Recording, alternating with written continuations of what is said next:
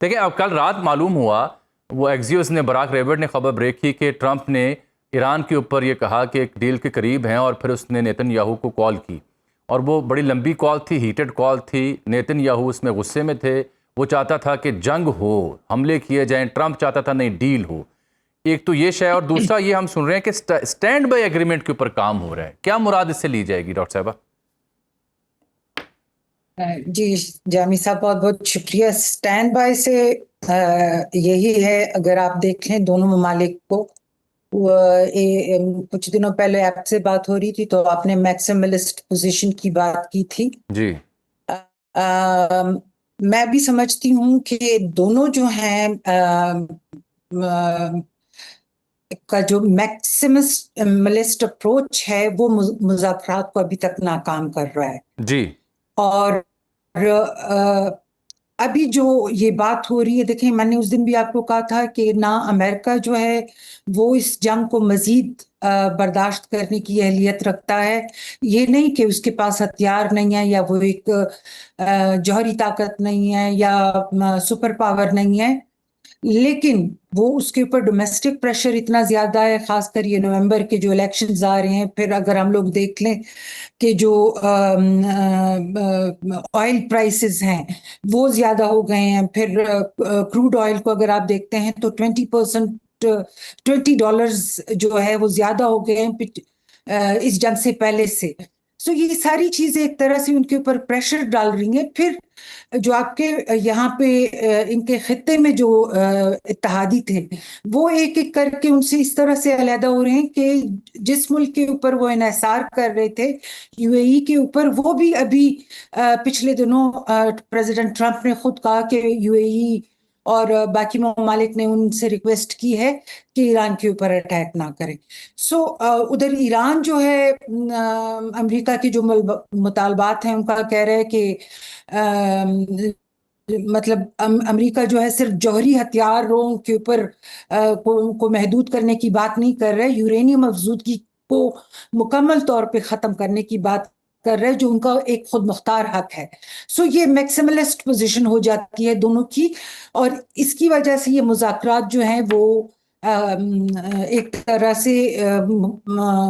یا رک جاتے ہیں یا آگے نہیں بڑھتے، ناکام ہو جاتے ہیں۔ ابھی آتے ہیں آپ کی سوال کی طرف، وہ یہ ہے جی کہ اگر آپ دیکھتے ہیں کہ 1 منتھ کا جو پیریڈ ہے، سپوز اگر وہ 1 منتھ، کیونکہ یہی ہم لوگ پڑھ رہے ہیں کہ تقریباً 30 دن ایک فائنل ایگریمنٹ نہیں ہوگا، لیکن 30 دن ایسے ہوں گے کہ اس میں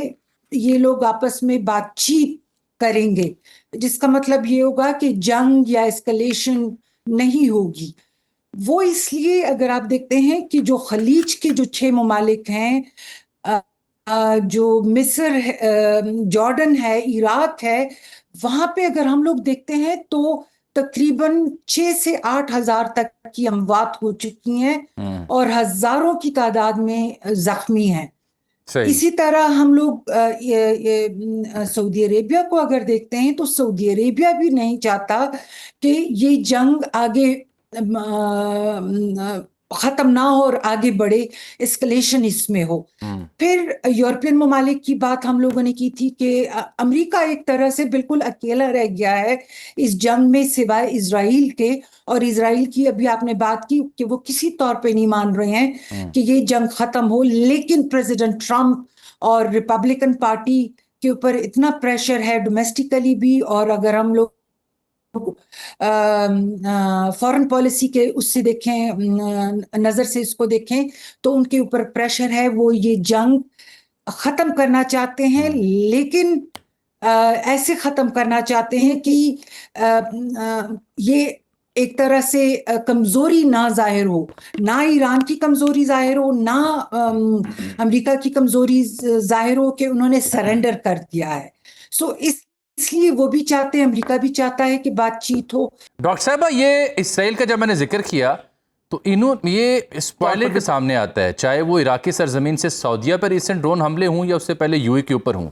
یعنی کل کی فون کال کے بعد بھی ثابت ہو رہا ہے کہ they want to wage war۔ تو یہ کیا جی سی سی کنٹریز کو، امریکہ کو اور تمام ثالثین کو اس بات کے علم نہیں ہوگا کہ سپوائلرز کیا ہیں اور وہ کیا اس میں ایکشن لے سکتے ہیں؟ دیکھیں جی، یہ پھر وہی بات آ جاتی ہے ریئل پالیٹک کی. ایک تو میں کہوں گی کہ وہ جاتی ہے، دوسرے کہ آپ کی امریکہ میں لابیز جو ہیں کتنی سٹرونگ ہے، اور اسرائیل لابی جو ہے وہ بہت زیادہ سٹرونگ ہے. امریکہ میں ہر امریکی صدر انتخابات کے دوران ان کے سپورٹ پہ ڈپینڈنٹ رہتا ہے، کہ کیونکہ وہ ساری فنڈنگ جو الیکشن کمپین ہے اس کی فنڈنگ ساری یہ جوئش لابی کرتی ہے. سو وہ تو وہیں پہ ہے، فیکٹ ہے جو جس کو ہم لوگ ڈینائی نہیں کر سکتے ہیں. ایون اگر آپ میرشائمر کو یا ان کے ساتھ اسٹیو والٹس کو دیکھیں تو انہوں نے اس کے اوپر باقاعدہ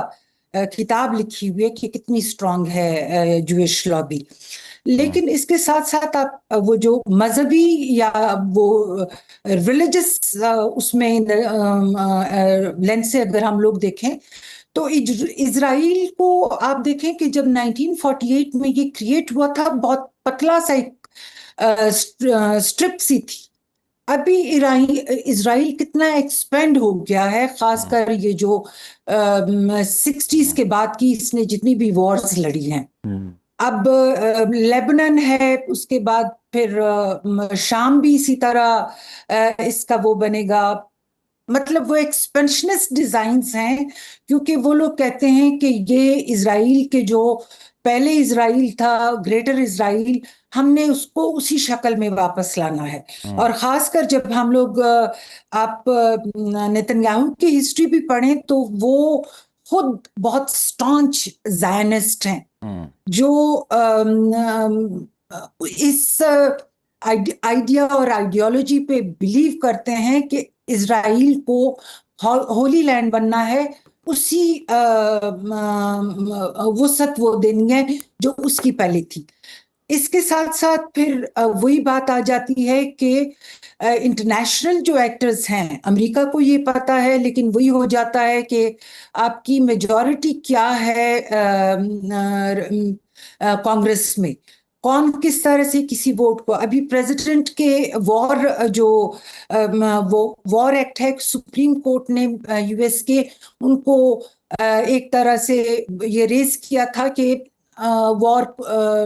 کہ جو اناؤنس کرنے کی جو طاقت ہے اس کو محدود کیا جائے، یا وہ نہیں کر سکتے ہیں. لیکن ٹرمپ بائی پاس کر رہے ہیں کیونکہ ان کو پتہ ہے کہ کانگریس میں اس وقت ریپبلکنز کی میجورٹی ہے. پھر اسی طرح ہم لوگ باقی ممالک کو دیکھتے ہیں. آپ کو یہاں پہ میں یو اے ای کی مثال دوں گی کہ جب یو اے ای نے جی سی سی کو چھوڑ کے علیحدگی اختیار کر لی تھی، اسرائیل کا بعض جو نیوز